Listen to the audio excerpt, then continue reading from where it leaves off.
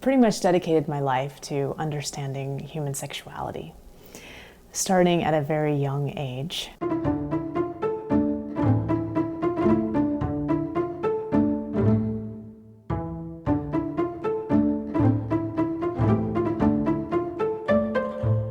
So one of the areas where we really need a lot of trust is in the G-spot.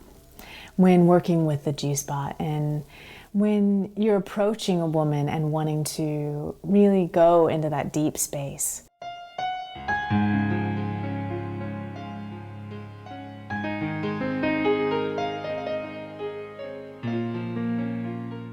The G-spot is an area that holds a lot of emotion. It's attached to a sponge, actually. And so I like to think of that sponge as if it's the part of a woman's body that soaks up all the emotion. So when you start playing with the urethral sponge into that G-spot area, you're really playing with a place that has the ability to really release emotion. A lot of women will cry when their G-spot is touched, especially for the first time. I'm working with a young woman and her partner and had her G-spot touch the first time, and she just instantly, like, tears. And I see it a lot.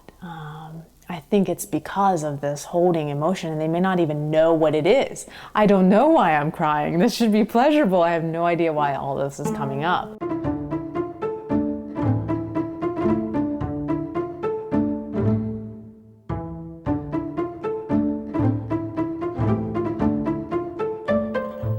So you can actually feel what I call the head of the G-spot surround the urethral opening in the vulva. When you part the labial lips, that's the vulva. You can see the clitoris, the urethra, and the vagina.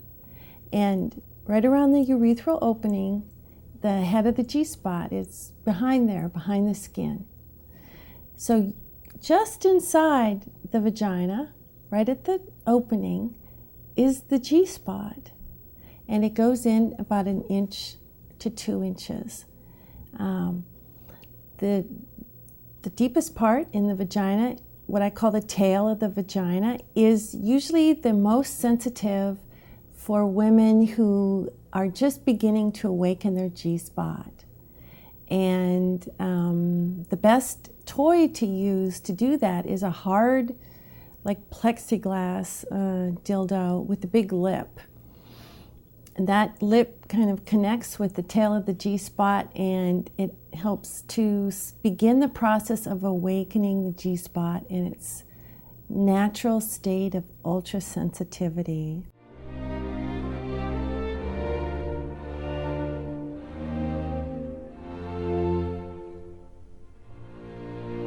It's really common in the West, and especially common in America, to think about males and females as, well, the only two genders for one thing, but also as opposites. The clitoris and the penis are essentially the same tissue, grown larger or smaller, but sensitive in many of the same ways. We all know about male erections. Not so many people know the clitoris gets erect as well. Then there's the way that the male body produces and stores semen. For some men, the prostate, which is the organ that does that, is a sexually sensitive organ too, although not every man has explored that.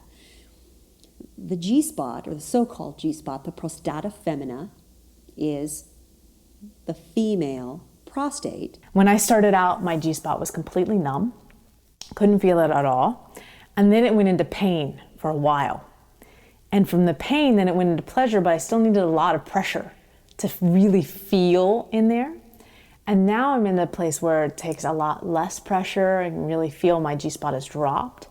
So another thing I find in women often is that their G-spot is tucked up, that the musculature, that everything is so tight inside because of shame, because of a wounding, of an injury, something like that happening, or fear, or they just aren't trusting that everything in there is sort of like not relaxing. And it's tucked up in there. So if you're able to really get them into a relaxed state, nice deep breaths help, really really working with that tissue, not going, sometimes just holding, not going anywhere, not being in a hurry. Those types of things will really help a woman to relax and help that G-spot to drop down into the vaginal cavity.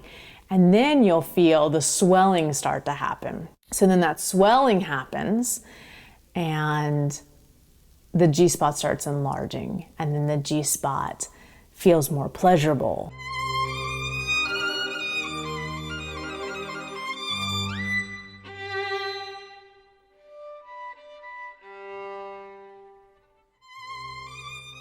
Well, I think I could ejaculate a while back, but always thought I was peeing a little bit, and so I never really acknowledged it that much and was actually fearful of it.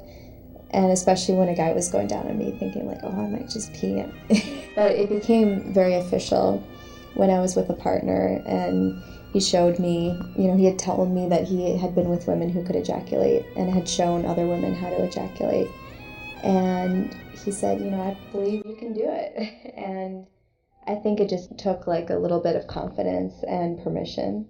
I ejaculated for the first time, and it wasn't that much at first, but it was just incredible to me. It was a very life-changing moment, because all of a sudden something that I sort of feared, or something that I just thought was like something to be ashamed about, was just out in the open and encouraged.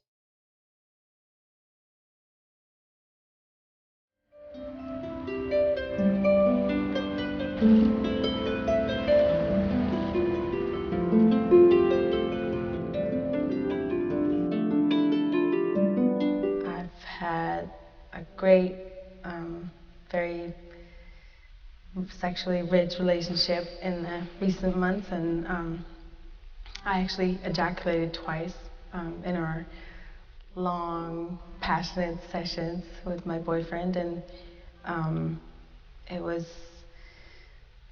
there was a great sense of release the first time, and somewhat the second time, and it because it was kind of a marathon, it wasn't a climactic orgasm, but there was a sense of emotional and overall release. Probably been about 8 to 10 years ago, and I was on vacation in California, and I was partying with a few people. I just started squirting, and we could hear it hit the wall, and I was laying on the bed, and the wall was like, further than where you are. So I thought they had little squirt guns, and they were teasing with me. I'm like, well, what was that? They're like, that was you. And I'm like, no, it wasn't, because I had never done it. I didn't even know about female ejaculation, quite honestly. A couple years later, I actually did it again, realized that it was me, and I mean, an amazing experience, that the orgasm, the intensity of it is just absolutely amazing. It makes you want to do it over and over and over and over and over again. I do have quite a bit of control over it now, where, when I first learned, it took me a little while before I really noticed what my body was doing and what it was feeling prior to actually ejaculating. So this kind of talking about gaining sexual skills brings up, for a lot of women, talking about orgasm. And what is the experience of orgasm? And if you look to the research, book called Women Who Love Sex by Gina Ogden, she talks to women about their sexual experiences, and there's a variety of ways that women describe orgasm. Also, the way we describe orgasm for ourselves tends to be varied over our lifetime. And then the other kind of richness that comes out is that the female orgasm is multidimensional. It's your senses, it's your imagination, it's your emotions. For a lot of women, it's their spirituality. But the experience of orgasm, the important thing to remember is it's your experience.